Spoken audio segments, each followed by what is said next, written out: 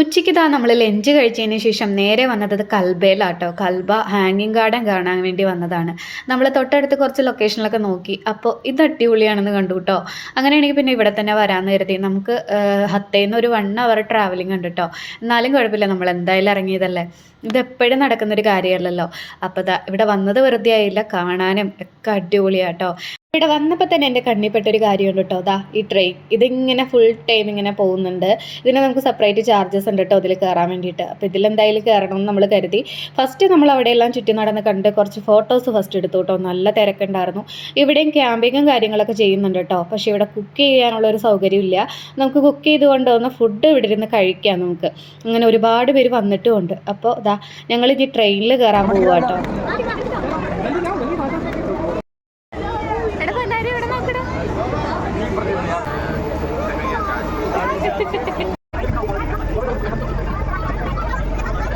Train യാത്ര എന്തായാലും കൊള്ളായിരുന്നു കേട്ടോ. കുട്ടികൾക്കൊക്കെ നല്ല ഇഷ്ടമാവും, കാണാനും നല്ല ക്യൂട്ടായിട്ടുണ്ടല്ലോ.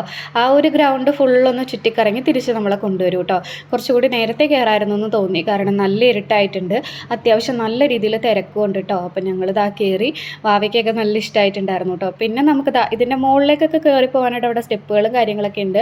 പക്ഷെ ഞങ്ങൾ കയറാനൊന്നുമില്ല, അത്യാവശ്യം നല്ലപോലെ ടയേർഡായിട്ടുണ്ട്. ഇനി നമുക്ക് ക്യാമ്പിങ്ങും കൂടി ബാക്കിയുണ്ടല്ലോ. രാത്രിയിലത്തെ ഒരു വൈബ് ഇങ്ങനെയായിരുന്നു കേട്ടോ. ലൈറ്റ്സും കാര്യങ്ങളൊക്കെ വന്നപ്പോൾ അടിപൊളിയായിട്ടുണ്ടല്ലേ. അങ്ങനെ അവിടുത്തെ കാഴ്ചകളൊക്കെ കണ്ട് ഞങ്ങൾ തിരിച്ചിറങ്ങുകയാണ്. ഇനി നമ്മൾ ക്യാമ്പിങ്ങിനായിട്ട് പോവുക കേട്ടോ.